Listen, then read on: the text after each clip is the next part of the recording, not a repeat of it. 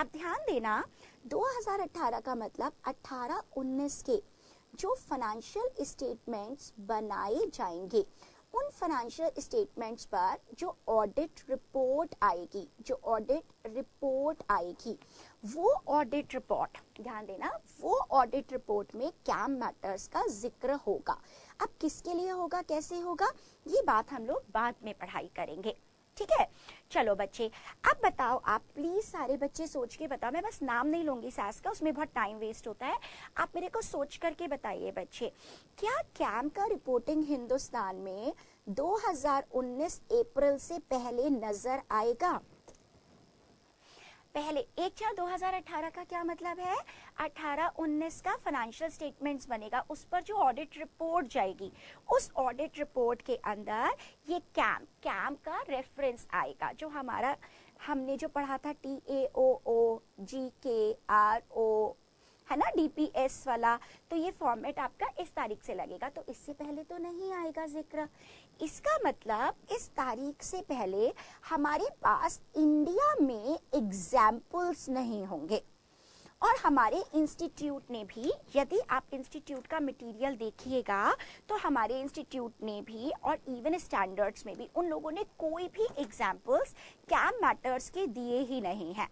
उन लोगों ने जो कैम है, कैम में सिर्फ उनका हेडिंग और ये सब कुछ लिख दिया कि कैम की ड्राफ्टिंग कैसे होती है, उन्होंने ये नहीं दिया कैम जाता किस चीज के बारे में है। पर हमें सबसे पहले यही सब कुछ पढ़ाई करनी पड़ेगी, हमें बाहर के मटेरियल्स लेने पड़ेंगे। तो आज मेरे पास international auditing and assurance standards board का जो उन्होंने 2015 में जब वो ग्लोबली लेकर के आए थे कैम्स के बारे में, तो मैं वो आपको क्लास में पढ़ाने के लिए लेकर के आई हूँ, ठीक है। इंटरमीडिएट में तो पहली दफा ही पढ़ा रहे हो, है ना, क्योंकि सीए इंटरमीडिएट में तो ये मई 2018 के लिए पहली दफा किया है एप्लीकेबल, फाइनल वालों को पढ़ा चुकी हूँ, राइट। सो प्लीज मैं इसका थोड़ा सा आपको हेल्प से आपको एग्जांपल्स कराऊंगी, बस आप कंसंट्रेशन से बैठना। आप एक एंटिटी का ऑडिट करने के लिए गए, वो एंटिटी एफ लिमिटेड है, वो ना फ्रिज बेचती है। आप रेफ्रिजरेटर समझते हो, आखिर ये कैम है क्या, ठीक है, रेफ्रिजरेटर्स को बेचती है, वो एंटिटी फ्रिज को बेचती है। आप इस एंटिटी का ऑडिट करने के लिए जा रहे हैं, और भी बहुत सारे इलेक्ट्रॉनिक अप्लायंसेस बेचती है, बट आप इस एक शोरूम का ऑडिट करने के लिए जा रहे हैं। अब क्या हुआ बेटा, जब भी ये लोग फ्रिज को बेचते हैं, मान लेते हैं 50,000 रुपए का फ्रिज का सेल प्राइस है। ध्यान लगा के एग्जाम्पल समझना बहुत ध्यान से, ये मेरा इलिस्ट्रेशन नंबर फर्स्ट है, ठीक है। और ये एग्जाम्पल्स कौन से हैं, इंटरनेशनली जो एग्जाम्पल्स है, क्योंकि हम हिंदुस्तान में उसी तरह की बात लेकर के आया, तो हमें वहां से समझना आसान हो जाएगा बहुत ज्यादा।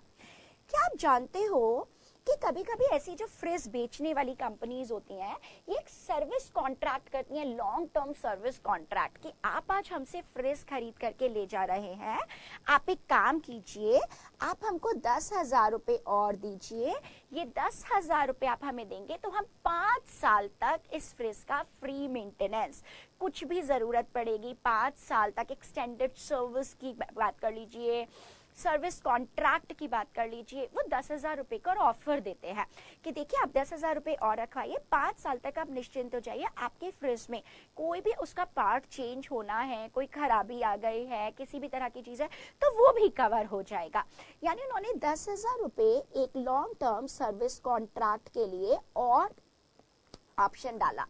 अब किसी पर्सन ने, किसी बायर ने, एग्जाम्पल ध्यान से समझना, अब किसी बायर ने 60,000 रुपए पे किए, 50,000 रुपए सेल प्राइस और 10,000 रुपए सर्विस कॉन्ट्रैक्ट के लिए। अब एक बात समझो जरा प्लीज ध्यान से, ठीक है, एक्स्ट्रा गारंटीज के लिए ऐसा कार्स में भी होता है। कार्स भी जब आप खरीदते हैं तो वो लोग ये कहते हैं देखो भाई इतने लाख की तो कार है, आप इसके साथ में 50,000 रुपए एंड ऑल और दे दीजिए, तो हम फ्री सर्विस करते रहेंगे इतने साल तक, 3 साल का सर्विस का कॉन्ट्रैक्ट या जो भी है। तो आपको लगता है ठीक है भाई, ये भी काम कर लेते हैं। अब आप सोचो, ये जो एफ लिमिटेड है, एफ लिमिटेड के यहाँ हम कोई अभी इंटरनेशनल, कोई अभी इंडियन एएस की बात नहीं करें, बस एक क्वेश्चन समझो, एफ लिमिटेड के यहाँ ये जो रेवेन्यू रिकॉग्नाइज करना है, रेवेन्यू रिकॉग्निशन की बात जो कर रहे हैं, वो रेवेन्यू रिकॉग्नाइज करने की बात पर कहीं ना कहीं किसी प्रकार का कुछ कॉम्प्लिकेशन, कुछ कॉम्प्लिकेटेड चीज, अरे बाबा 50,000 का रेवेन्यू, अभी कोई ट्रीटमेंट नहीं बता रही मैं तुम्हें, पर इसके अकाउंटिंग ट्रीटमेंट में कुछ सोचना पड़ेगा मैनेजमेंट को या नहीं सोचना पड़ेगा। क्या कोई FRF रेवेन्यू रिकॉग्नाइज कैसे करना है, लॉन्ग टर्म कॉन्ट्रैक्ट के लिए सारा इसी साल कर ले या नहीं कर ले, या जितने साल का वारंटी है उतने साल के लिए करे, किस किस तरह से रेवेन्यू को रिकॉग्नाइज करे, ये सारी की सारी बात थोड़ी सी कॉम्प्लिकेटेड होगी या नहीं होगी।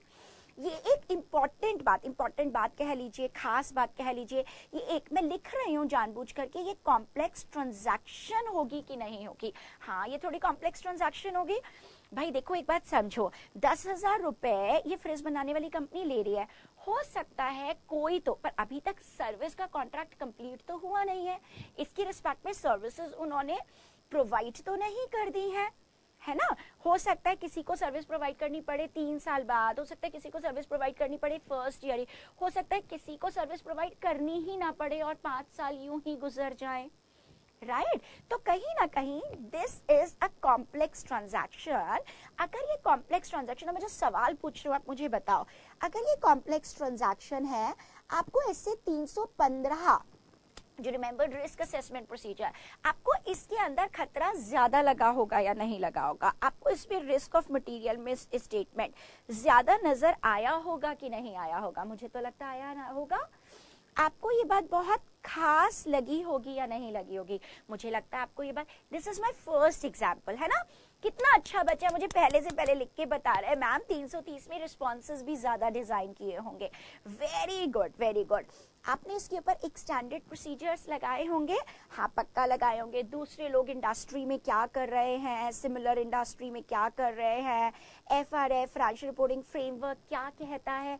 अब मैं आपसे पूछती हूँ, क्या आपने बात इतनी खास है कि आपने इसको TCWG से डिस्कस किया होगा एज पर SA 260 में हम सारी सिग्निफिकेंट बातों को उन लोग से डिस्कस करते हैं। 265 में तो इंटरनल कंट्रोल की वीकनेसेस को डिस्कस करते हैं, कौन सा वाला, रोहिणी बोल रहा है 265।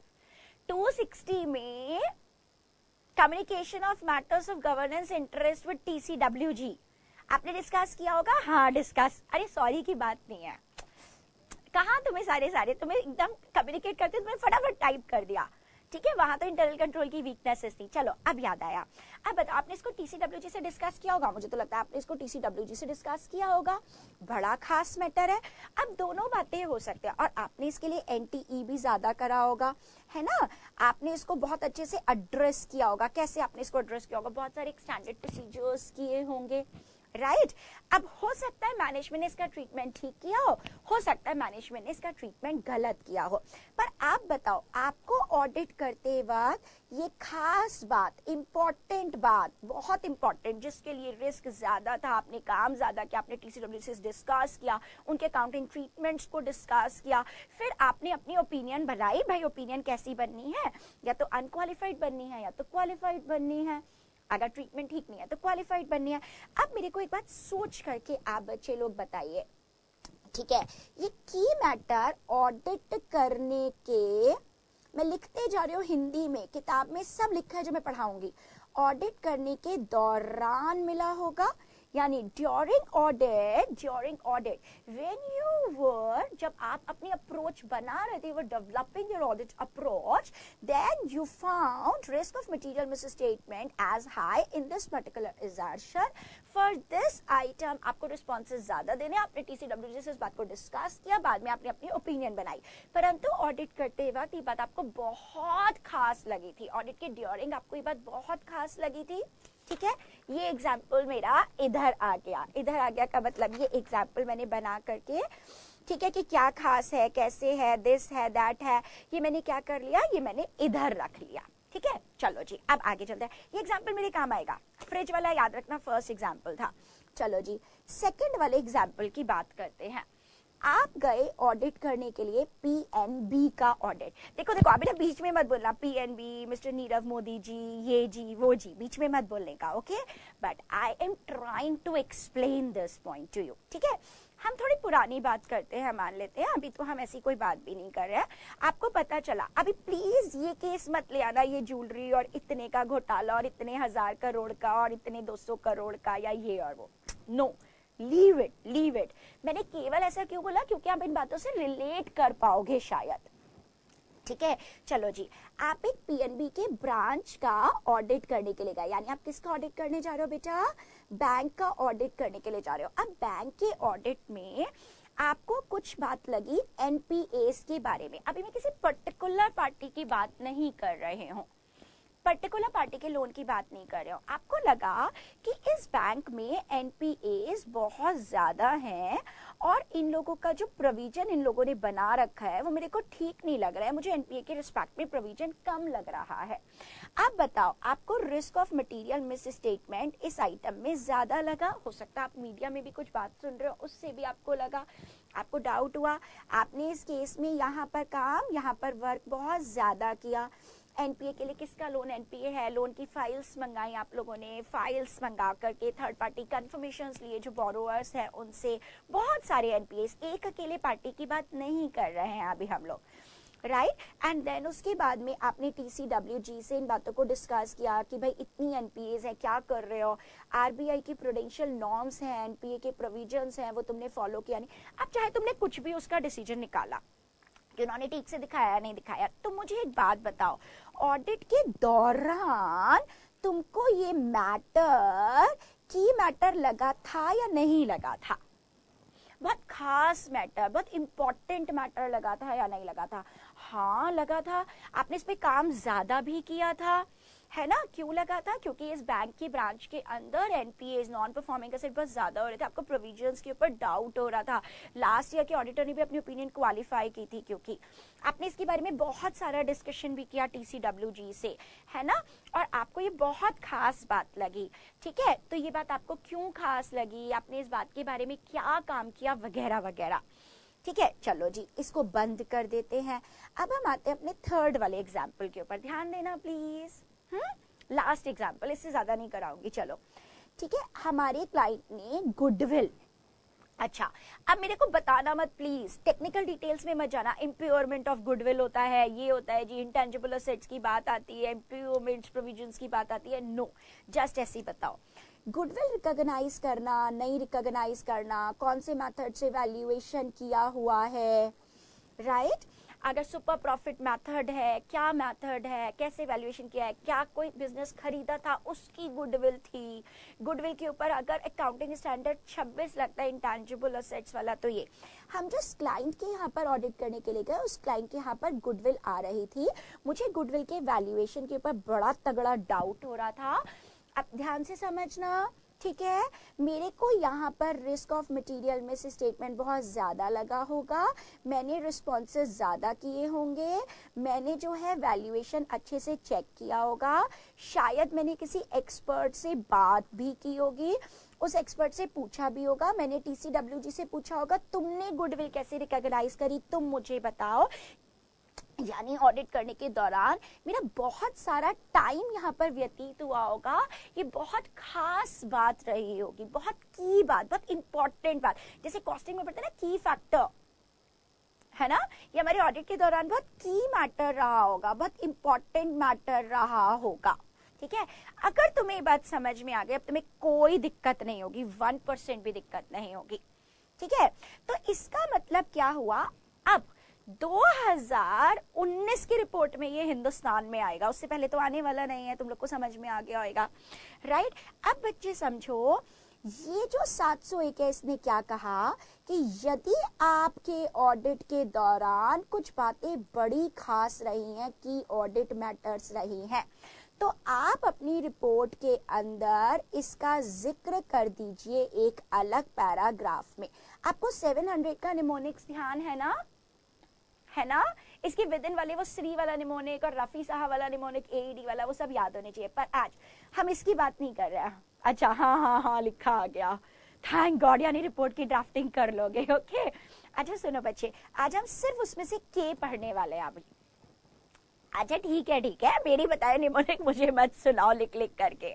हाँ चलो, अब बच्चे बताओ, ये जो के वाला है पहले समझो फिर याद करेंगे, पहले समझो के को अच्छे से। सो ये जो है इसका जिक्र कैम मैटर्स में होएगा बेटा, कैम मैटर्स में होएगा। यानी कैम मैटर में आप वो बात का जिक्र करोगे जो आपको बहुत खास लगी है, और वो इतनी जो खास बात है, इतनी खास बात है, उसको आपने कैसे टैकल किया ऑडिट के दौरान, ये सब कुछ आप किसको बताओगे? ये सब कुछ बात आप लोग user of financial statements and user of audit report को बताना चाहते हैं। अब आप मुझे बताइए, ठीक है, ध्यान से बताना प्लीज, राइट? ये बताओ जरा सोच करके, अगर ये कैम मैटर वाली बात है तो ये लिखने से ऑडिट के काम में ज्यादा, ऑडिट का काम ज्यादा ट्रांसपेरेंट हो जाएगा, ट्रांसपेरेंट, ज्यादा ट्रांसपेरेंसी आएगी। ऑडिट रिपोर्ट में अब हम लोग सब कुछ लिख रहे हैं, यूजर के लिए बेटर हो जाएगा, यूजर को बहुत डिटेल्ड लिख रहे हैं हम लोग, हमारी ऑडिट रिपोर्ट बहुत डिटेल्ड बन जाएगी, बहुत डिटेल्ड डिस्क्लोजर्स आ जाएंगे, मुझे ये बात खास लगी, मुझे बात खास क्यों लगी, इसका मैनेजमेंट ने क्या काम किया, हमें ऐसी बातें कैम मैटर्स के अंदर लिख देंगे। अभी मैं टेक्निकल ड्राफ्टिंग पर नहीं जा रही हूँ, पहले ये समझ में तो आए, ठीक है? अब आप बच्चे मुझे बता, देखो मैंने तुम्हें बोल दिया, फाइनल में मैं बहुत सारी चीजें इंटरनेशनल मटेरियल की हेल्प से उन लोगों को क्लैरिफाई करते हो। इंटरमीडिएट में 2018 में पहली बार आया है आपको ये इंटरनेशनल मटेरियल, क्योंकि हमने वहीं से अडॉप्ट किया है इसको। आपको इंटरनेशनल मटेरियल कैम के बारे में कैसे कैसे, मेरे पास तो है नहीं, हिंदुस्तान में एग्जाम्पल्स है नहीं, आपको इसके एग्जाम्पल्स अगर इंटरनेशनल मैटर से करने के बाद में पढ़ना है, ठीक है? ये सब इंटरनेशनल का है। तो मैं आप लोगों को, तो मैं आपको ये मटेरियल उठाऊं, प्रिंट आउट तो मैं लेकर आई हूं, मैं आपसे पूछ लूंगी, नहीं तो मैं सिर्फ किताब से पढ़ा दूं। पढ़ने पर याद तो हो जाएगा, समझ आने में थोड़ी तकलीफ होगी, ठीक है? आपकी मर्जी है। अच्छा मैम वहीं से करा दीजिए, आपको एतराज तो नहीं है? Sure enough? चलो लिसन केयरफुली, देखो बेटा, हमारे यहाँ पर कैम्प्स के बारे में इलस्ट्रेशंस जो हैं वो स्टूडेंट्स के लिए एज सच नहीं है, इसकी हेल्प से आपको समझ आ जाएगा, फिर आप सिर्फ किताब को कीजिएगा। तो ये international auditing and assurance standards board का है, उन लोगों ने एक वर्किंग ग्रुप बनाया, थोड़ा ध्यान देना, आज आपको ये भी पढ़ाना है मैंने, है ना, स्टडी ग्रुप और टास्क फोर्स जिसको हम लोग अपने हिंदुस्तान की ICAI में बोलते हैं। तो international auditing and standard board ने एक कैसे ये नई वाली रिपोर्ट्स को इंप्लीमेंट किया जाएगा इसका वर्किंग ग्रुप बनाया, और इसको जो है उन्होंने कुछ ऐसा नहीं कहा कि पब्लिकेशन, मतलब पब्लिकेशन पे लिखते वक्त उन्होंने ये लिख दिया कि भाई ये सब्स्टिट्यूट नहीं है स्टैंडर्ड का, और ये मैंने सिर्फ वो वाला मटेरियल उठाया हुआ है इंटरनेशनली। आप बहुत ध्यान से ढूंढेंगे तो ये आपको नेट पर मिल जाएगा, पर उसकी जरूरत नहीं है आपको, ठीक है? ये मैंने सिर्फ 701 वाला उठा करके चले हूँ, कम्युनिकेटिंग की audit matter in the independent auditors report. बहुत ध्यान दीजिएगा जहां पर मैडम अंडरलाइन कर रहे हैं, ठीक है? चलो जी, ये इस कारण से बनाया है क्योंकि हमारे पास एक 701 आया है ऑडिटर रिपोर्टिंग की ऑडिट मैटर्स। यहाँ पे जो एग्जाम्पल्स दिए हैं वो केवल इलस्ट्रेटिव पर्पसेस के लिए हैं। एक बात मैं आपको बता दूं, आपके इंस्टीट्यूट के स्टडी मटेरियल में कोई एग्जाम्पल्स नहीं है, इसीलिए हमें ये उठाना पड़ा है। समझ आएगा तो थ्योरी याद हो जाएगी पूरी तरह से, ठीक? टेक्निकल है, थोड़ा ध्यान से पढ़ना। इंटरनेशनल स्टैंडर्ड ऑन ऑडिटिंग 701, अब आपको समझ आ गया हमारा इससे 701 इस प्रकार से बनाया गया होगा। इंटरनेशनली जो चीज आ चुकी थी उसको 2018 से एप्लीकेबल हमारे हिंदुस्तान में किया गया होगा, है ना? ये बताता है कैम कौन से होने चाहिए, right? International auditing and standard board ने रिकॉग्नाइज किया कि कैम बहुत इंपॉर्टेंट है, क्योंकि जो इन्वेस्टर्स है, अगर ये लिस्टेड एंटिटी है तो जो इन्वेस्टर्स हैं उनको जरूरत है, उनको बताए ऑडिटर उसको क्या बात खास लगी, कैसी खास लगी, क्यों खास लगी, सारी की सारी चीजें कैसे रही, और इस वजह से उनको वो बहुत ज्यादा बात बताए। अब एक बात सुनो, ये नीदरलैंड्स वाले एग्जाम्पल्स हैं, तो वो तो आप जाने दो बात को, ठीक है? वो आप जाने दो, नीदरलैंड्स का क्या है एग्जाम्पल और इसका क्या है, इसका क्या है, I have already told you, ये सब यूके का मटेरियल उठाया हुआ है उसमें से। अब बच्चे ध्यान से सुनो ये बात, पर आप इसमें से कुछ भी नोटिंग मत कीजिए, okay? Key audit matters are those matter जो हमारे जजमेंट के अनुसार, बोलो जी, मैंने आज जो आपको कुछ एग्जाम्पल्स बनाए, आप बताइए वो एग्जाम्पल्स आपका ये फ्रिज वाला एग्जाम्पल, ऑडिटर को क्या लगा था, लिस्ट तो दी हुई नहीं है कहीं पर ये ऑडिटर को क्या लगा था कि ये खास है, उसके जजमेंट में, उसका प्रोफेशनल जजमेंट ने बोला ये खास है, गुडविल उसके जजमेंट ने बोला ये खास है, right. So key audit matters are those matter that in a professional judgement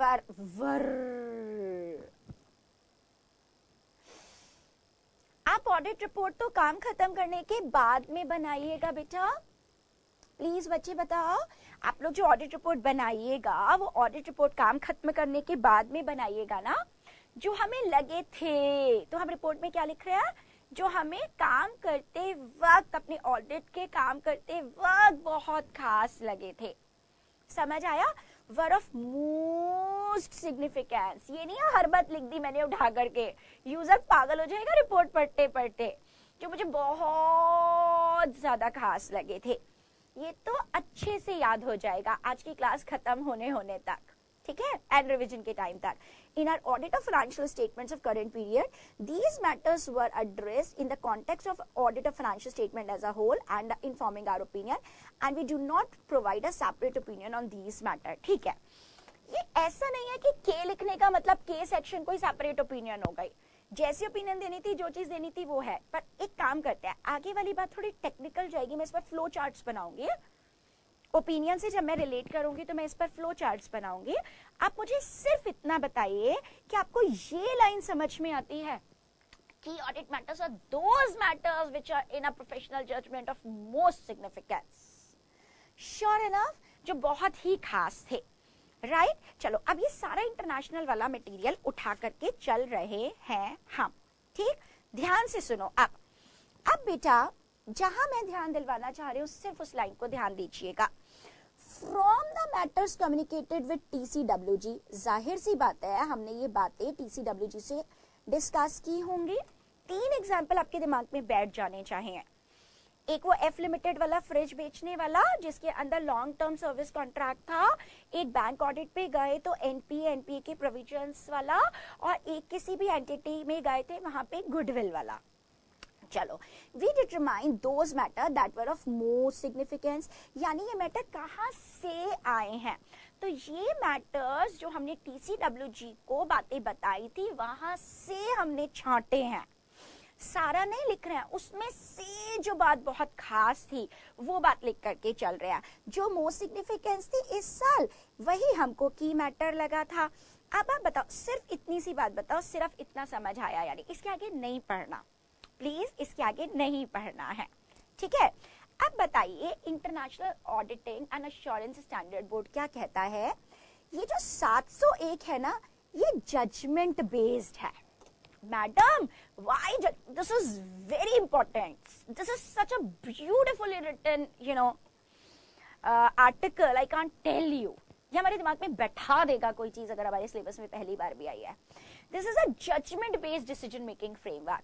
किसी ऑडिटर को कुछ लगेगा ये खास बात है, किसी दूसरा ऑडिटर उसी ऑडिट पे जाता, हो सकता है उसको कोई और बात और एक्स्ट्रा में खास लगती, तो यहाँ पर ऑडिटर को क्या अप्लाई करना पड़ेगा बेटा, ऑडिटर को अपना प्रोफेशनल जजमेंट अप्लाई करना पड़ेगा, राइट। प्रोफेशनल जजमेंट, उसको सोचना पड़ेगा।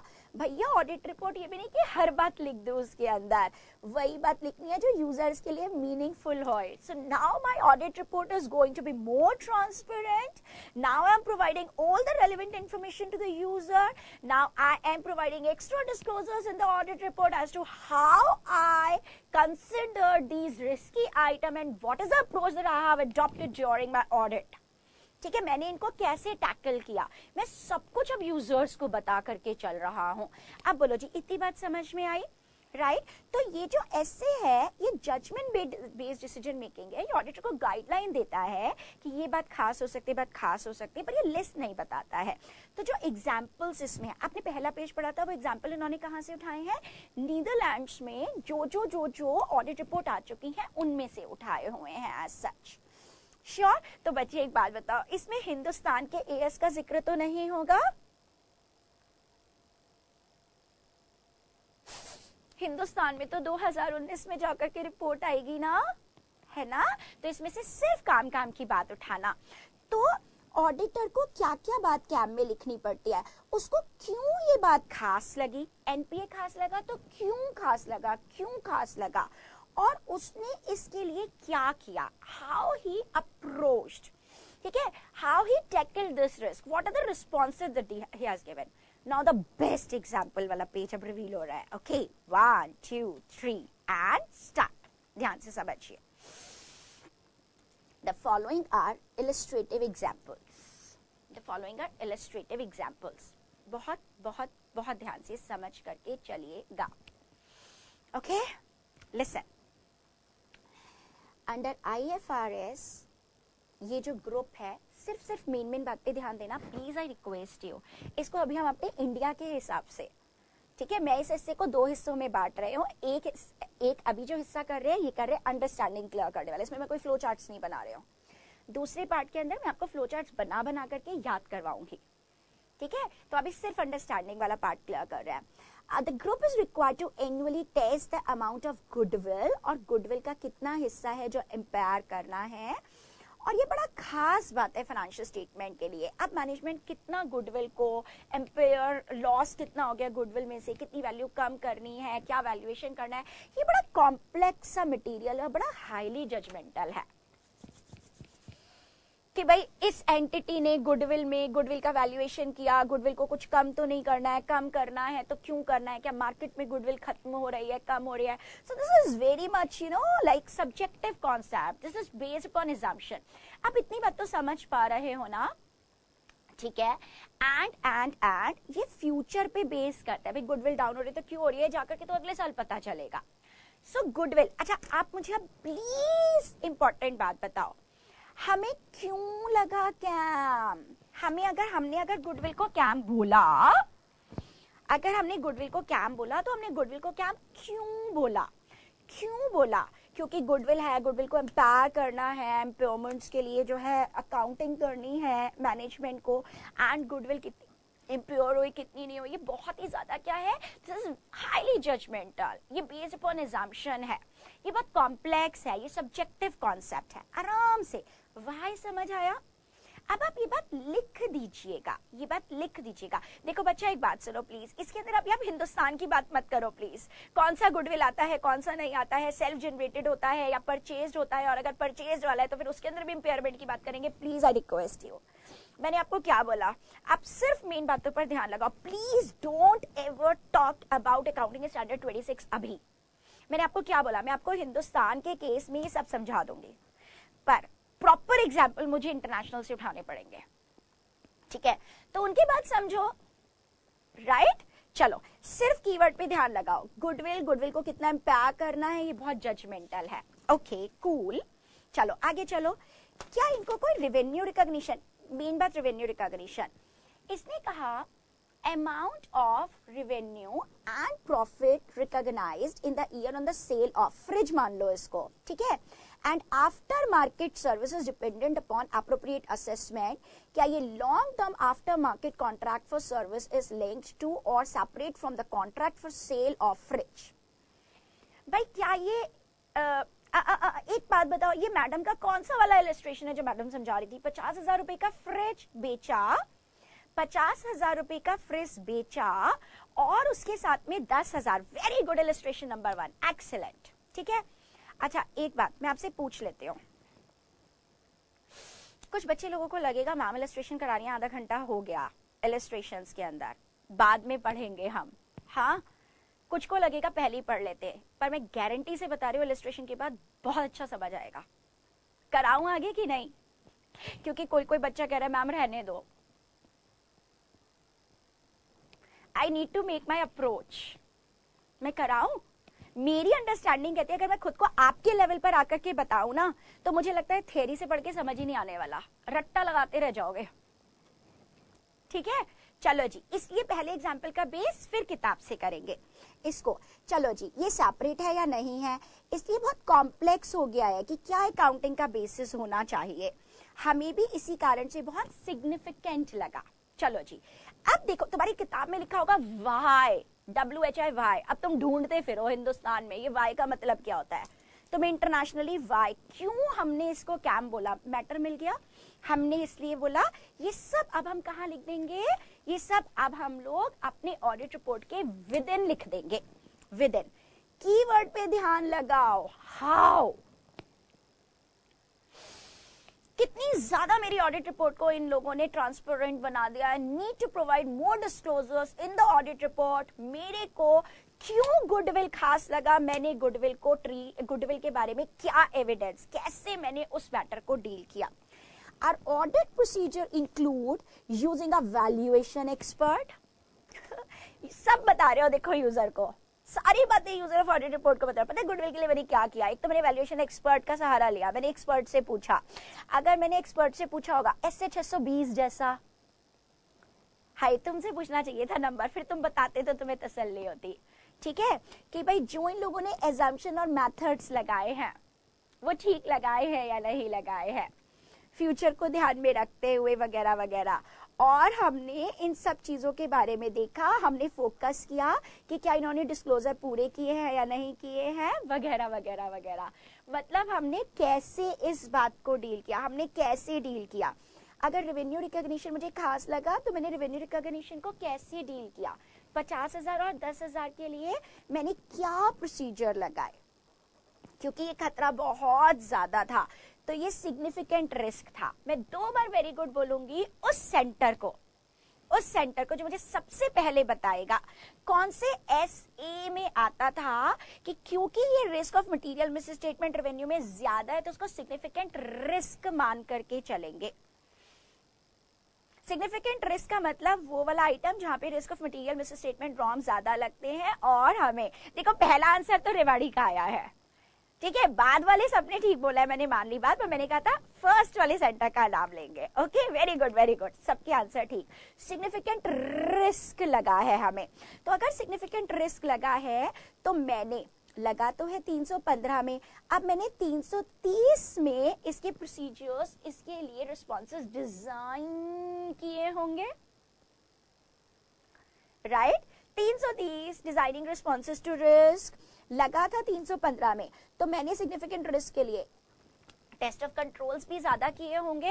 क्या क्या मैंने टेस्ट ऑफ कंट्रोल्स किए, अगर ये कंप्यूटराइज सिस्टम्स के द्वारा रेवेन्यू रिकॉग्नाइज हो रहा है तो मैंने उनसे भी बात की वगैरह वगैरह। और मैंने डिटेल सब्सटैंटिव प्रोसीजर्स किए, इंडस्ट्री में बाकी लोग क्या कर रहे हैं, एक्सटर्नली बाकी लोग क्या कर रहे हैं, कब कब हमको लग रहा है रेवेन्यू रिकॉग्नाइज करना चाहिए, एटसेट्रा एटसेट्रा।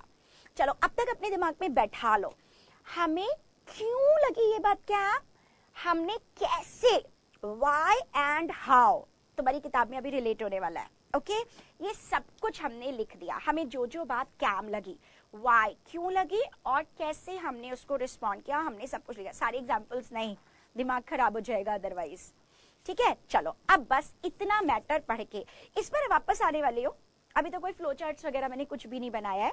अब अपना किताब उठाइए जरा, बताओ जी एक भी बात मैडम ने किताब से नहीं पढ़ाई, कोई बात होती है, ठीक है। चलो page number 11.13, page number 11.13, right.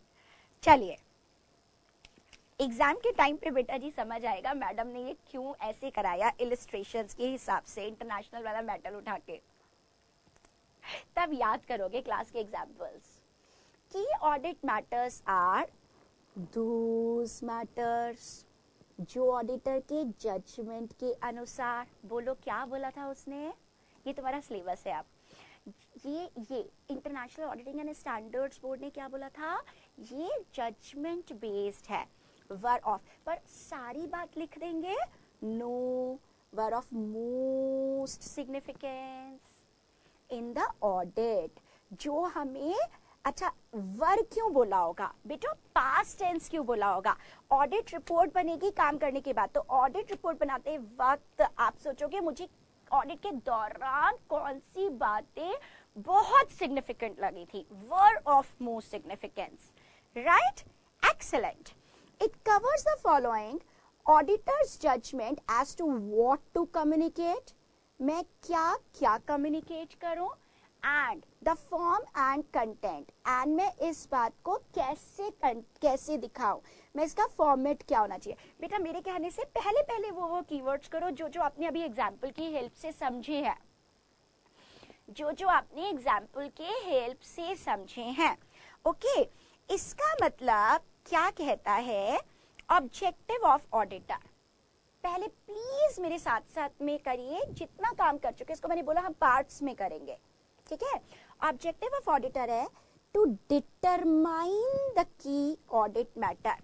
मैंने तो बहुत सारी चीजों को चेक किया है, मैं तुमसे पूछ रही हूँ प्लीज मुझे बताओ सारे बच्चे, मैंने तो बहुत सबको चेक किया, क्या मैं हर बात लिख दूंगी?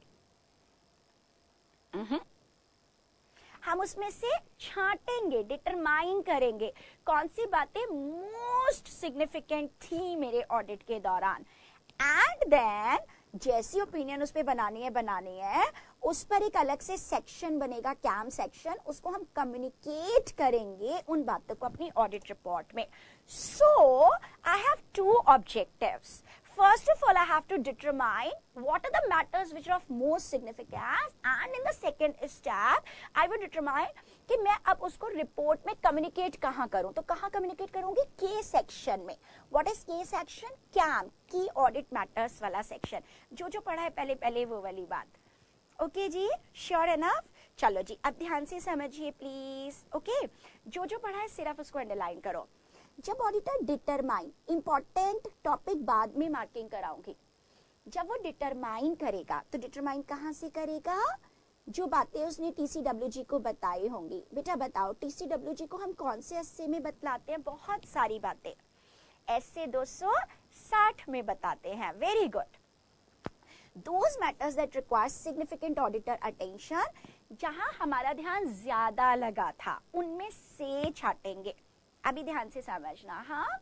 और इसके लिए ऑडिटर ध्यान देगा ऑडिटर को जहां ज्यादा रिस्क लगा था। अभी यही तो पढ़ा है, ऑडिटर को गुडविल में ज्यादा खतरा लगा था। बस हम अपने इंडिया का इम्पेयरमेंट ऑफ गुडविल और इंटेंजिबल एसेट नहीं उठा पा रहे थे, क्योंकि वो सब इंटरनेशनल एक्चुअल एग्जाम्पल्स थे, राइट। ऑडिटर को कहाँ खतरा लगा था? रेवेन्यू रिकॉग्निशन में लगा था 315 के अंदर, है ना, वो वाली चीज देखेंगे।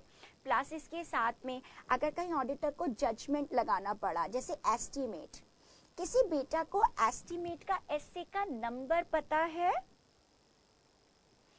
गुडविल वाला भी एस्टीमेट्स के अंदर आ जाता है। Estimate, very good, 540। अब बताओ 540 में एस्टीमेट जहां खतरा ज्यादा है और एस्टीमेट को कोई प्रिसाइजली नहीं बता सकता है, अगर मैनेजमेंट ने प्रोविजन बनाया है फॉर, वो लोग किसी केस में हार जाएंगे, उसके अगेंस्ट उन्होंने प्रोविजन बनाया, तो आई हैव टू जज कि जो मैनेजमेंट ने प्रोविजन बनाया वो ठीक बनाया नहीं। जाहिर सी बात है, मैंने उधर बहुत ध्यान लगा होगा, शायद मैंने लॉयर से भी बात की होगी, मैंने एक्सपर्ट से भी बात की होगी, मैंने वो बहुत सारे रिस्पॉन्सेस डिजाइन किए होंगे। बहुत बढ़िया। चलो एक बार नाम, लक्ष्मी नगर, जयपुर साउथ एक्स, इलाहाबाद, जोधपुर, संबलपुर, वाराणसी, मुजफ्फरनगर, ये पुर वो पुर, सब बच्चे सही जवाब दे रहे हो, नाम भाग गए।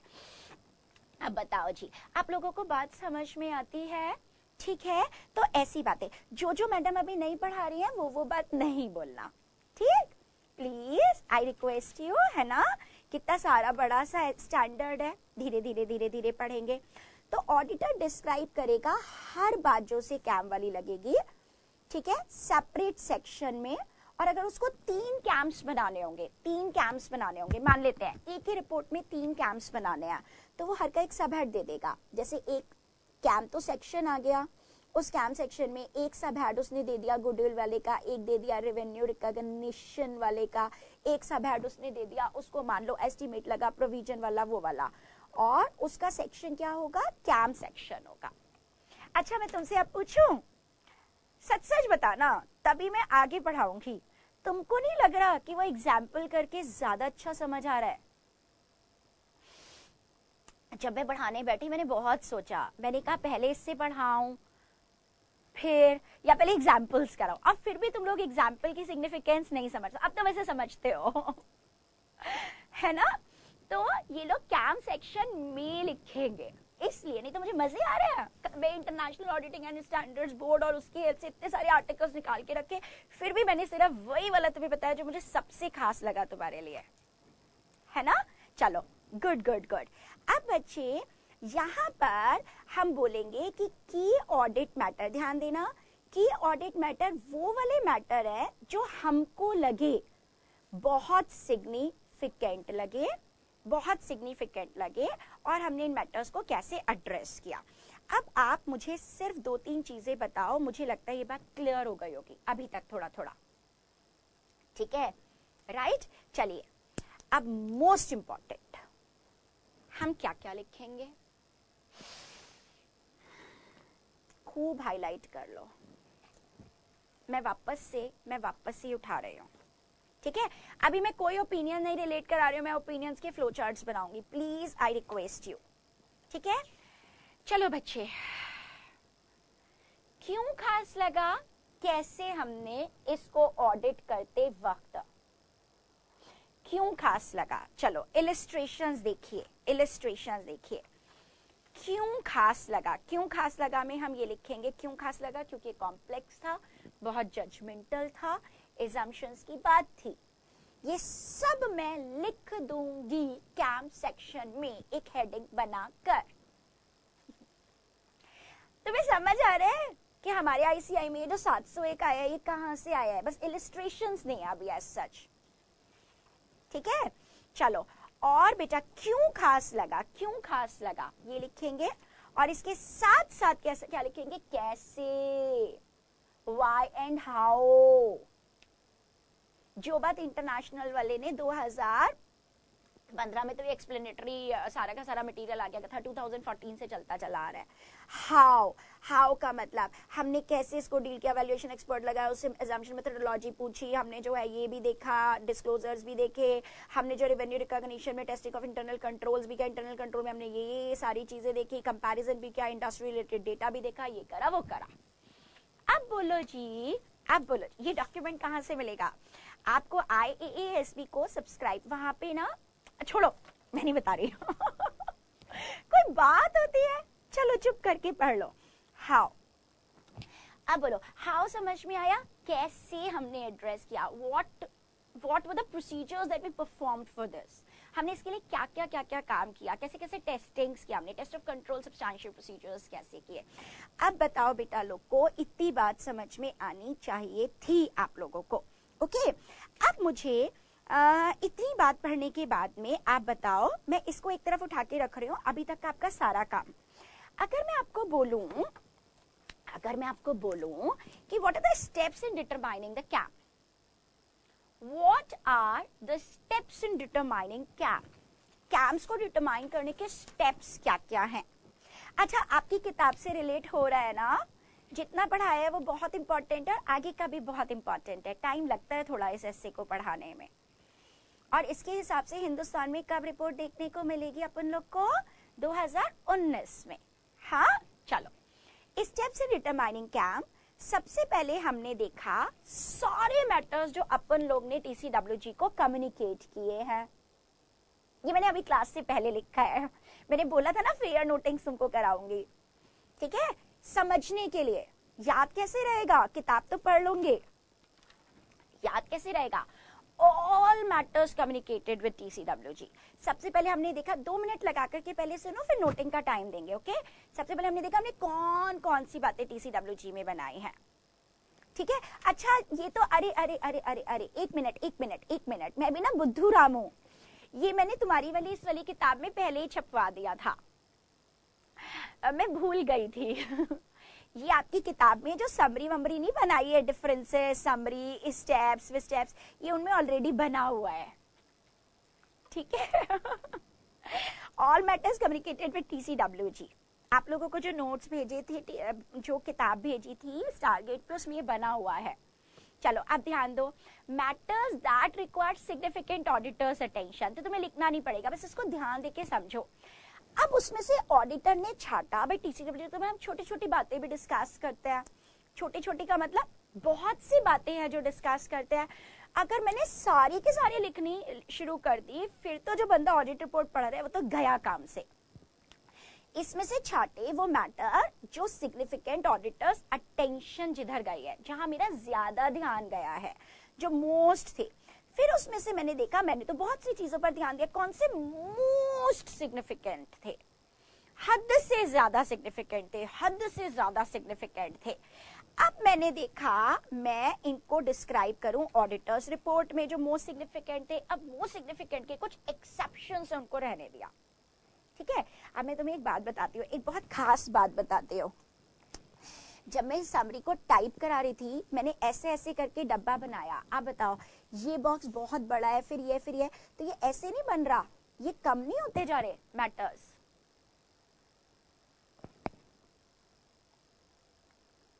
अभी ब्रैकेट को छोड़ दो, बोलो ना प्लीज, इसको कैम, हे भगवान, अगर ये कैम, इसको कैम कर दो, कैम कर दो, कैम कैम। अगर तुम्हारी किताब में ये मिस प्रिंटिंग थोड़ा सा हुआ है, कैम। अब बताओ, cam, all matters communicated with TCWG, matters that required significant auditor's attention, determine which are of most significance and then CAM to be described in auditor's report। अब इसको मैंने छुपा लिया, है ना।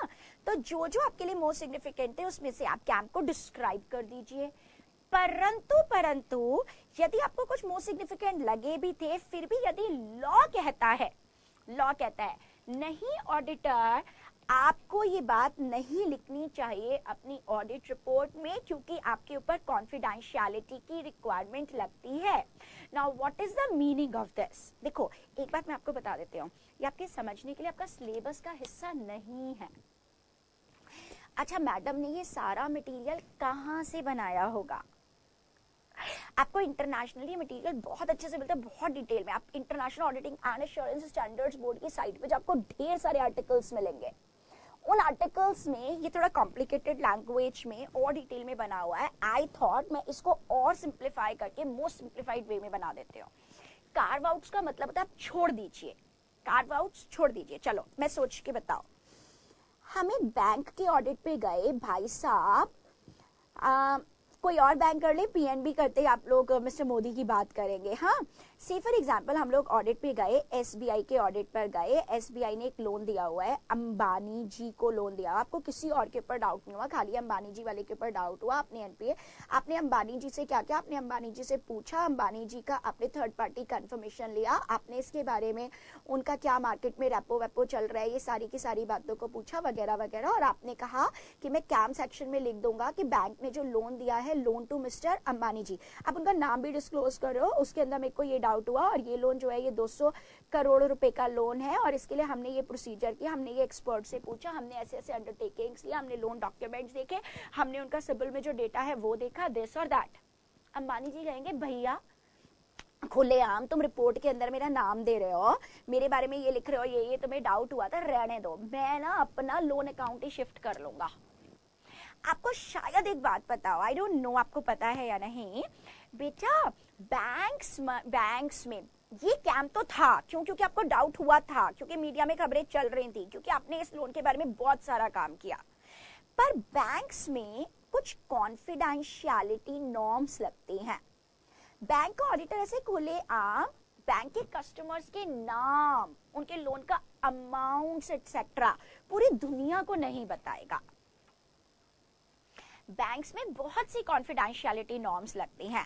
तो यदि लॉ रोकता है कि बैंक नहीं बताएगा ऐसी बातें अपने कस्टमर के बारे में दुनिया को, तो इस केस में बैंक का ऑडिटर भी ये नाम और ये सारी बातें अपनी ऑडिट रिपोर्ट में नहीं लिखेगा, यानी वो इसको कार्व आउट का मतलब छोड़ देगा, इस बात को जाने देगा, क्योंकि रियल सर्कमस्टांसेस है, लॉ ने मना किया है।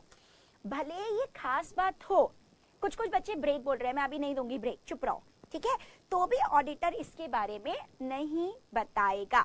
यानी ऑडिटर क्या करेगा, ध्यान से सुनना, यानी कि ऑडिटर की मैटर बताएगा तो, पर तब नहीं बताएगा जब लॉ या रेगुलेशन प्रिक्लूड्स, मना कर रहे हो पब्लिक डिस्क्लोजर, फिर वो इसको कार्व आउट्स कर देगा। कार्व आउट समझ में आया? अभी तक की बात खाली अभी लॉ एंड रेगुलेशन कराया है, ये नहीं कराया, आउटवे वाला नहीं कराया, ठीक है। तो वो लोग क्या कर देंगे बेटा, उसको छोड़ देंगे, उसको वो लोग जाने देंगे।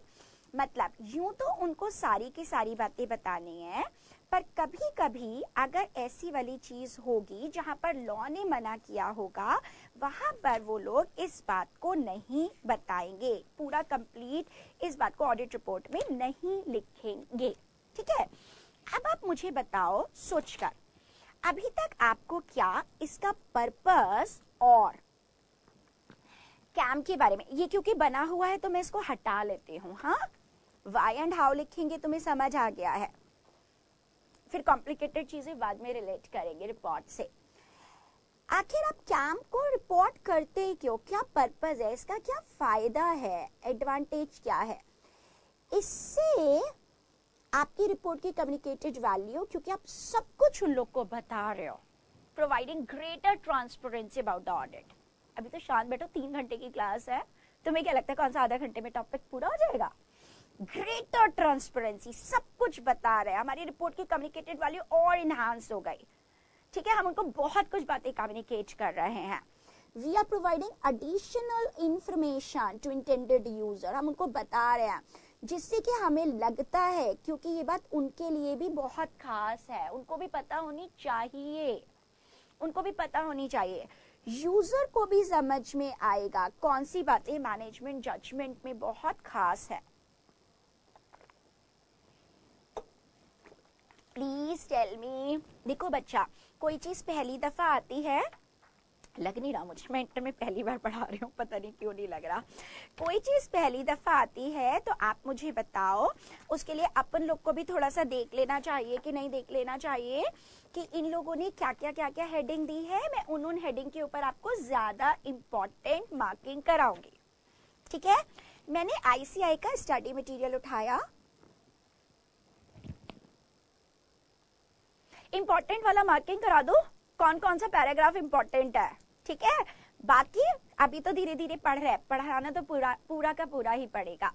ठीक है, फ्लो चार्ट तो अभी तक मैंने आपको बना के बताया ही नहीं। मैंने इंस्टीट्यूट का स्टडी मटेरियल उठाया और मैंने देखा कि उन्होंने स्टडी मटेरियल में, मेन स्टडी मटेरियल में क्या क्या इंक्लूड किया है। ठीक है, हमारे पास जो जो किताब में दिया है वो भी स्टैंडर्ड से बना है। पर्पस ऑफ कम्युनिकेटिंग की ऑडिट मैटर, एक मार्कर या पेन उठाइए और अपनी किताब में देखिए, पर्पसेस ऑफ कम्युनिकेटिंग की ऑडिट मैटर, देखो पर्पसेस ऑफ कम्युनिकेटिंग की ऑडिट मैटर इंपॉर्टेंट लगा लीजिए। बेटा एक बात बताओ, कोई दिक्कत तो नहीं है यदि मैं किताब में ही आपको स्टडी मटेरियल में जो जो चीज खास उन्होंने बनाई है उसको मार्किंग करा दूं?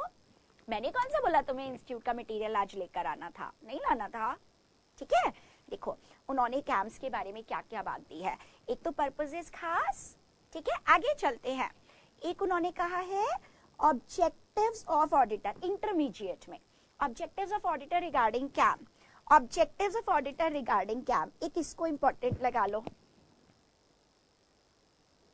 टू डिटरमाइन एंड देखना बेटा please, as per SA 701 the independent auditors report में CAM objective are to determine CAMs and having formed an opinion communicate those matter by describing them। उनको क्या करना है, कम्युनिकेट करना है। सबको समझ आया? हाँ जी बेटा, ये ICI का मटेरियल है। ये तो रहा, तुम्हारे पास तो घर पे भी किताब आती है। ठीक है, डिटरमाइनिंग कैम्प्स, मैं इसलिए ये मार्किंग कर रही हूँ बेटा, जैसे मैंने आपको 705, 700 इन सब में पास्ट अटेम्प्ट के क्वेश्चंस करा दिए, पास्ट अटेम्प्ट के क्वेश्चंस करा दिए, तो बेटा इसमें तो पास्ट अटेम्प्ट के क्वेश्चंस नहीं है ना, तो जो जो टॉपिक उन्होंने दिया है ये आपका आईपीसी का मटेरियल है, इंटरमीडिएट वाला। डिटरमाइनिंग कैम्प, अब अपने वाले मॉड्यूल में ढूंढो, अपनी किताब में ढूंढो, डिटरमाइनिंग कैम्प कहाँ दिया है। अरे बाबा ये इंपॉर्टेंट है, अगर कहोगे तो मार्किंग कराऊंगी, करा दूं ना मार्किंग। ठीक है, पढ़ना सारा, पढ़ाऊंगी सारा, क्योंकि तुम्हारे को ये स्टैंडर्ड पूरा भी दिया है। ठीक है, चलो जी आगे चलते हैं। डिटरमाइनिंग कैम्प के बाद इन लोग ने कौन सी वाली हेडिंग इंक्लूड की है, इन लोग ने हेडिंग इंक्लूड की है कम्युनिकेटिंग कैम्प का ए और बी पॉइंट कम्युनिकेट किया है, कम्युनिकेटिंग कैंप्स का। तो देखो कम्युनिकेटिंग कैम्प का यहाँ वाला इन लोगों ने इंक्लूड किया है, तो इसको इंपॉर्टेंट मार्किंग करो, नहीं तो फिर बाद में ढूंढते फिरोगे क्या क्या ज्यादा पढ़े और क्या क्या कम पढ़े।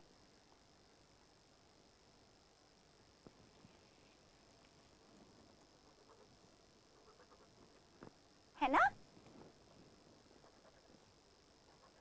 तुम्हारे स्टडी मटेरियल वाले सारे के सारे पॉइंट्स कवर हो गए अभी तक। नेक्स्ट वाला टॉपिक देखते हैं। नेक्स्ट वाला इन्होंने क्या बोला है, communicating KAM is not a substitute. अब इस पे मुझे बहुत कुछ आपको कराना है। Topic number 7.5, it is not a substitute. चलो जी, it is not a substitute, important marking करो।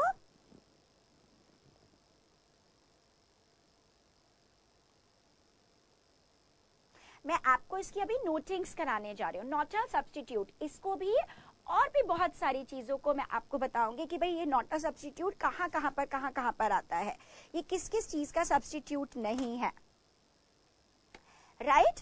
इसके ऊपर और भी चीजें हम डिस्कस करेंगे अभी, और फिर उसके बाद ये खत्म हो गया और फिर 710 आ गया। देखिए, ये नॉट अ सब्स्टिट्यूट के बाद हम इसका निमोनिक भी बनाएंगे। नहीं बेटा, तुमने एक बात अगर नोटिस की हो, आई रियली थिंक आपने एक बात नोटिस की हो, आपके मेन स्टडी मटेरियल में इन पैराग्राफ को इंक्लूड किया गया, बाकी तो स्टैंडर्ड तो पूरा दिया हुआ है ही।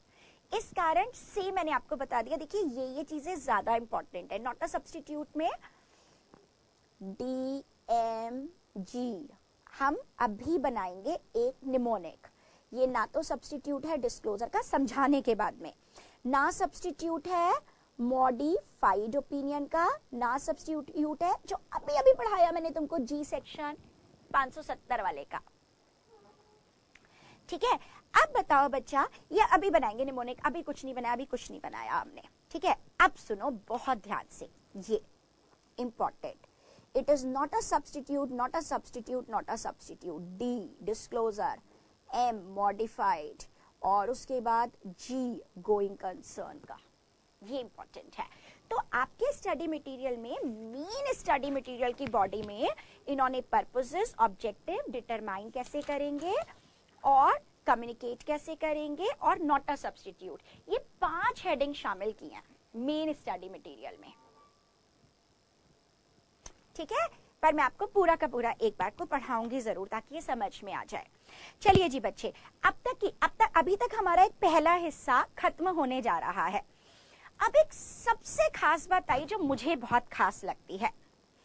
अरे भाई, एक बात बताओ आप, क्या ये वाला जो एस्से है 701, क्या इस एस्से को सारे के सारे क्लाइंट्स के ऑडिट रिपोर्ट में आप इंक्लूड करिएगा, या केवल ये जो ऑडिट रिपोर्ट्स बनेगी कुछ कुछ की ऑडिट रिपोर्ट में इंक्लूड कीजिएगा? एप्लीकेबिलिटी, आप एक बात नोटिस कीजिए, मैंने इसको बहुत इंपॉर्टेंट नहीं लिखा। ठीक है, आपको समझ आ गया मैंने इंपॉर्टेंट कहां से लिखा? आई एम कैरिंग इंस्टीट्यूट का स्टडी मटेरियल, उन लोगों ने जो जो मेन हेडिंग्स इंपॉर्टेंट बनाई है वो इंपॉर्टेंट। ठीक, चलो ट्रू फॉल्स आ गया। तो अब एक बच्चा कह रहा है, मैम हम ये क्यों पढ़ रहे हैं? तुम्हारे पास एक थर्ड मॉड्यूल आता है स्टैंडर्ड्स एंड ऑडिटिंग का मॉड्यूल, उस थर्ड मॉड्यूल में पूरा इससे दिया है, इसलिए पढ़ रहे हैं।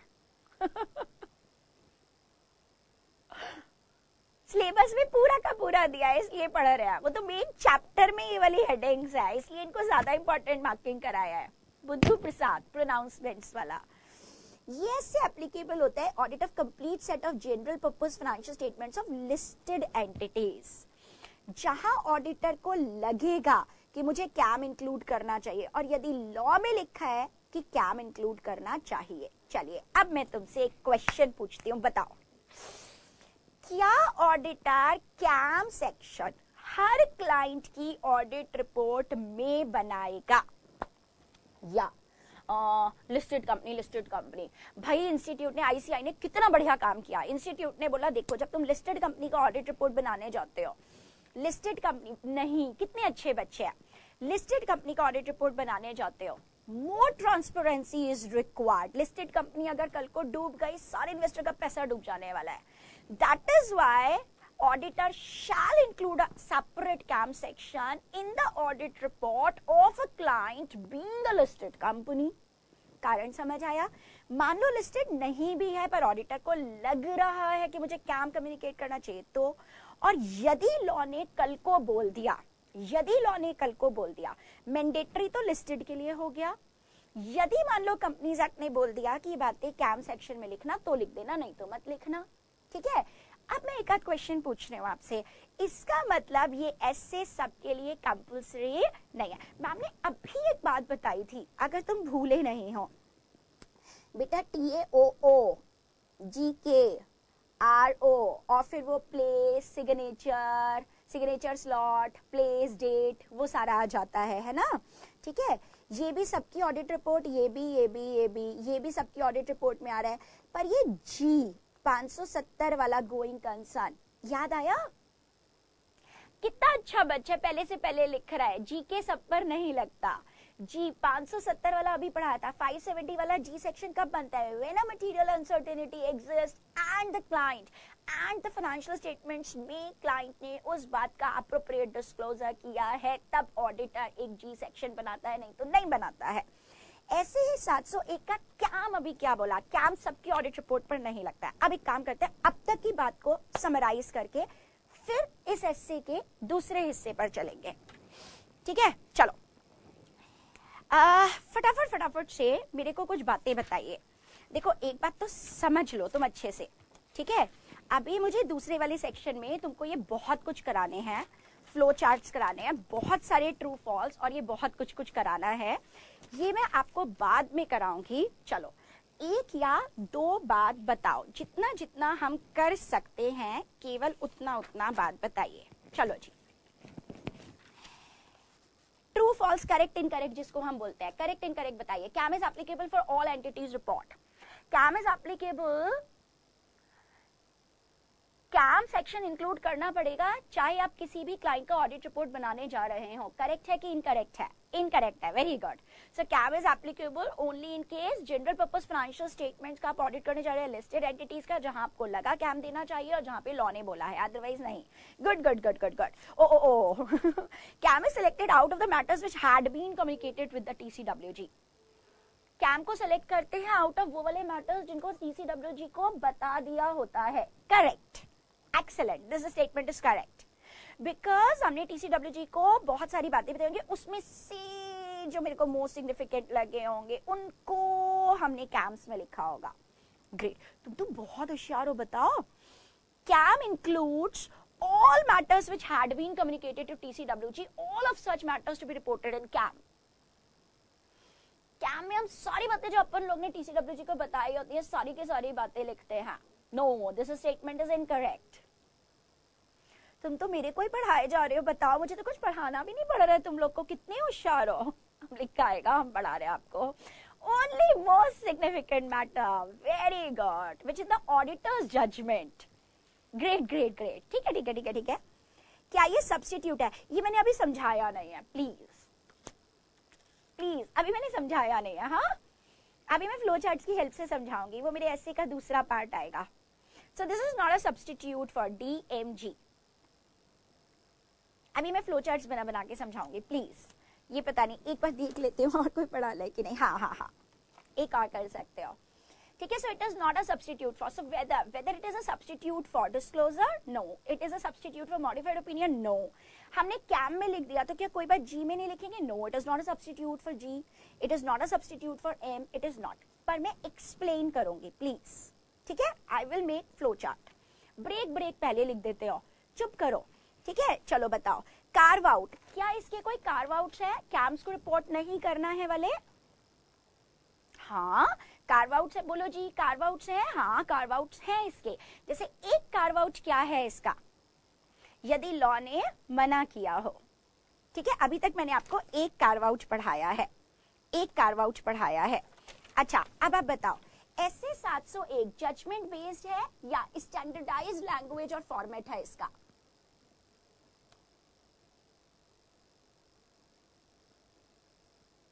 अभी दो पॉइंट्स आएंगे, मैं आपको नोटिंग करा दूंगी दोनों पॉइंट्स की। Is it a judgement based और स्टैंडर्डाइज्ड लैंग्वेज फॉर्मेट? यही बनेगा हर क्लाइंट का, यही वाला बनेगा CAM matters? No, it is a judgement based. क्या बात कर रहे हो, तुम्हें बहुत होशियार बच्चे हो। It is a judgement based. और हम इसमें क्या क्या बताते हैं? वाई एंड हाउ तो बताते हैं ना, पक्का। एक आध और बात भी आ जाएगी। चलो जी, अब बताइए, मेरा एस्से को जो मैंने दो हिस्सों में बांटा था बेटा, अभी कार्व आउट मैं आपको किताब से करा रही हूँ और मैं कार्व आउट का सेकंड एग्जांपल भी अभी आपको कराने वाली हूँ, ठीक है।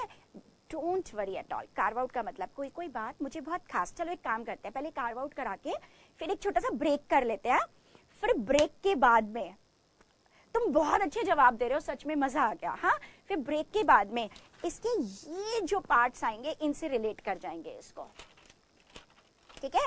चलो जी, पहले कार्व आउट करके एक ब्रेक कर लेते हैं, राइट। सुनो बच्चे, जब हमने कार्व आउट्स की बात की तो कार्व आउट्स के अंदर ये हमें कहता है कि आपको सारी की सारी बातें नहीं लिखनी है, आप कुछ बातों को छोड़ भी सकते हो। स्टिल नॉट कम्युनिकेटेड, इनको स्टिल नॉट कम्युनिकेटेड को हम लोग बोलते हैं इंटरनेशनली कार्व आउट्स। छोड़ दीजिए, इसको रिपोर्ट मत कीजिए, ठीक है। देखो बच्चा, अगर लॉ एंड रेगुलेशन ने मना किया, for example in the case of banks मना हो सकता है, आप किसी कस्टमर की कॉन्फिडेंशियल इंफॉर्मेशन नहीं डिस्क्लोज करेंगे। एंड एक्सट्रीमली रेयर सर्कमस्टांसेस में ऑडिटर ने कहा कि यदि मैंने ये बात बता दी तो उसका बहुत फर्क पड़ जाएगा, पब्लिक इंटरेस्ट को आउटवे कर जाएगा, यानी ये बात बताना पब्लिक इंटरेस्ट के लिए नुकसानदायक हो जाएगा। मैडम कैसे कैसे हो जाएगा, ठीक है। आपने एक बात नोटिस करी, मैंने आपको इंटरमीडिएट के स्टडी मटेरियल में जो जो बातें लिखी हैं उनको एक बार करा दिया है, ठीक है। तो अब वो फ्लो चार्ट्स और रिलेशंस वाली चीजें अभी ब्रेक के बाद में थोड़ा आराम आराम से फटाफट से निपटा जाएंगे, ठीक। In extremely rare circumstances auditor ने, देखो एक बात बताओ, तुम लोग गए, एलन मित्तल जी नाम सुना होगा, लक्ष्मी एलन मित्तल जी आर्सलर मित्तल, ये बहुत एंटिटीज को टेक ओवर अमलगमेट करने लग जाते हैं। चलो जी, आप मुझे बताओ, अगर ये टेक ओवर कर रहा है, आप किसी एंटिटी का ऑडिट करने के लिए गए, एल लिमिटेड का ऑडिट करने के लिए गए, अगर ये किसी को अमलगमेट करना चाह रहे हैं या इस तरह से करना चाह रहे हैं, क्या ऐसा होता होगा कि फटाफट से अमलगमेट कर लिया एक दिन के अंदर अंदर, या ये बहुत टाइम से चल रही होती होंगी चीजें? हाँ, हम इस एंटिटी को टेक ओवर करना चाह रहे हैं, पहले इस एंटिटी का स्टडी कर लें, ये देख लें कि भाई ये एंटिटी लेने लायक है या नहीं, फिजिबिलिटी स्टडी करा ले, वगैरह वगैरह। बहुत साल से, लॉन्ग टाइम, काफी टाइम तक ये सब चलता रहता होगा। अब ये सोच रहे हैं इसके बारे में, इनका फिजिबिलिटी स्टडी करा रहे हैं वगैरह वगैरह। आपको हो सकता है कोई बात ऐसी पता चल गई हो, पर आपको लगता है यदि ये बात आपने पब्लिक को बता दी तो इससे इस एंटिटी के शेयर के प्राइसेस पे बड़ा फर्क पड़ जाएगा। सोचो ना प्लीज कि ये एंटिटी है, ये एंटिटी टेक ओवर करने का सोच रही है और दिस और दैट, तो बड़ा प्रभाव पड़ जाएगा। जाने दीजिए, पब्लिक इंटरेस्ट में नहीं है ये बात मेरा डिस्क्लोज करना ऑडिट रिपोर्ट में। यदि मुझे ऐसी वाली बात लगी तो भी मैं ये बात डिस्क्लोज नहीं करूंगी, भले हमने इसके लिए कुछ बातें डिस्कस क्यों ना की हो, क्यों टेक ओवर कर रहे हैं, डिसइन्वेस्टमेंट्स कर रहे हैं। डिसइन्वेस्टमेंट्स मुझे बहुत खास लगे, मैंने उनसे पूछा कुछ बातें, but still I don't want to disclose all these things to them, all these things to public, ठीक है। अब बच्चे की वाला पार्ट भी हो जाता है। अब आप मुझे बताओ, अब तक जो आपने किया है, अब तक जो आपने किया है, राइट, इसमें से आप सिर्फ मुझे ये दो डिफरेंस बताइए, बाकी के दो डिफरेंस ब्रेक के बाद।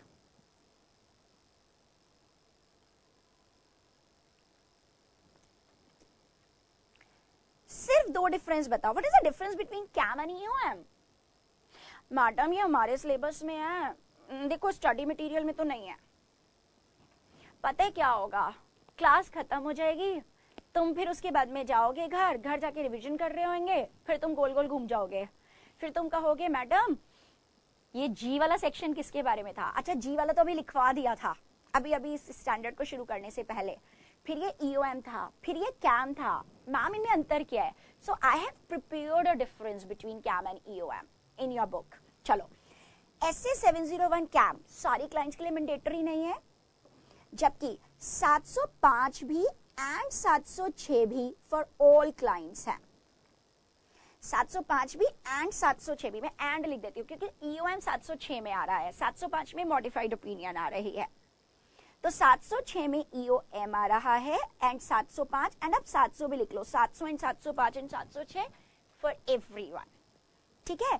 अब आप तीनों लिख लीजिए, आप तीनों लिख लीजिए, राइट।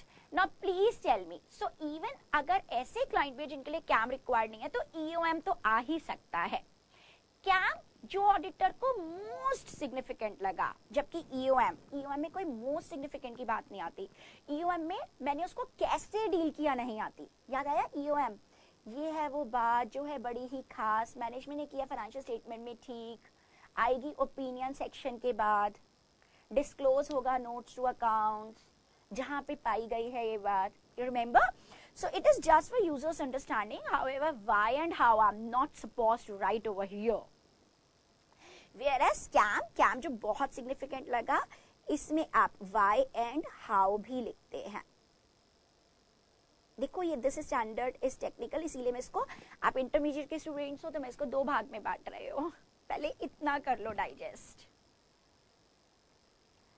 बिल्कुल बिल्कुल बिल्कुल ठीक है। बाकी के 2 पॉइंट्स और फ्लो चार्ट्स ब्रेक के बाद में। अब हम एक छोटा सा ब्रेक कर रहे हैं, बस इंपॉर्टेंट एक बार फटाफट रिपीट करा दो। चलो जी, कैम मैटर्स कब से एप्लीकेबल होगा? 1/4/2018 से। 1/4/2018 का मतलब 18-19 के फाइनेंशियल स्टेटमेंट्स बनेंगे, उनके ऊपर ऑडिट रिपोर्ट बनेगी, उसमें कैम सेक्शन आ सकता है। चलिए जी आगे चलिए फटाफट से।